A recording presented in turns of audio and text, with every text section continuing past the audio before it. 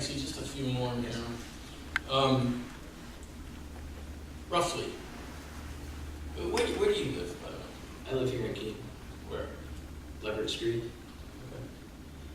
Okay. After, you pretty close to the defendant, or know him pretty well? I've known the defendant for some time. That's sort of relative, so a couple of years, or? A few years.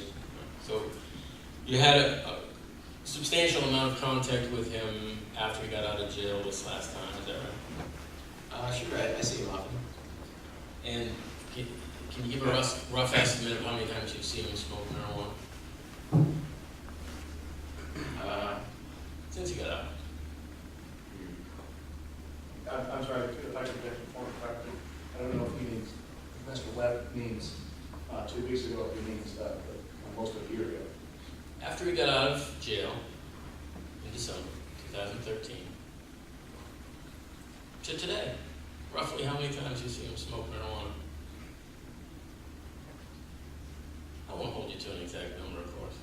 Yeah, I don't know if you can put a number on that because, Mr. Paul is a civil disobedience activist, so there's many times that there'll be gatherings in the square, people will be consuming either cannabis or tobacco or, different products. And I don't really make a point to ask what people are actually consuming. I know, but let's limit it just to those times where you know he was smoking marijuana, because I assume you can recognize marijuana when you smell it?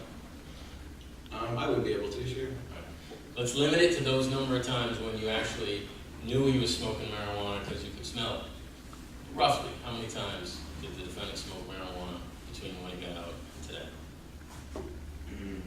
Well, I don't know if I could put a number on it. Give us an estimate. Ballpark. Range. I don't know. Well, I guess maybe like when he first got out, it was more frequent. I haven't really seen him recently. Okay. But I know since he's been, taken in for the probation violation, I don't believe I've seen it since then. Well, right, so he's only been out a very short time, a couple of weeks. I'm not talking about those 2 weeks. We can set those aside.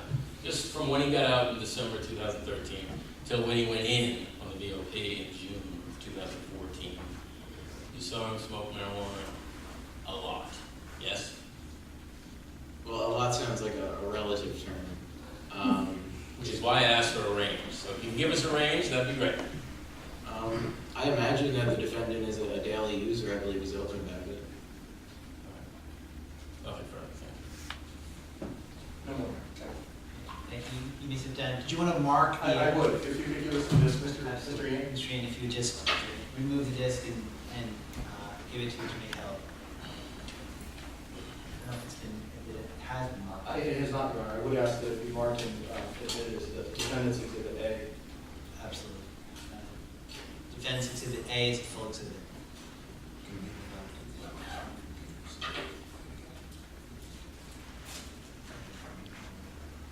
Any additional witnesses? If I could have one moment. please. Absolutely.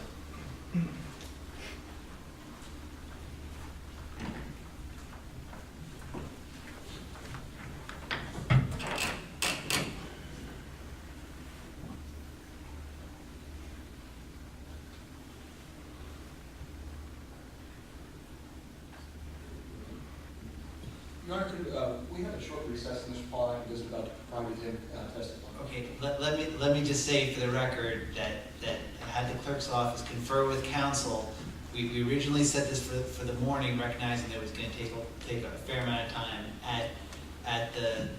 After the clerk's office conferred with counsel, we moved it to the afternoon, thinking that there would be an adequate time. I want to make sure that Attorney Hill has sufficient time to confer with Mr. Paul, but we could have started this earlier if I had known that it was going to take this long. Your Honor, I think that it's a short conversation for Mr. Paul and I to have. I see it's 3 o'clock.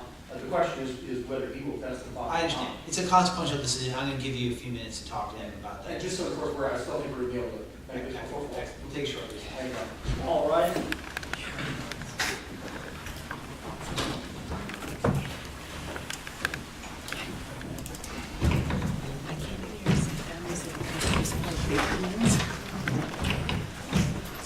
Serving.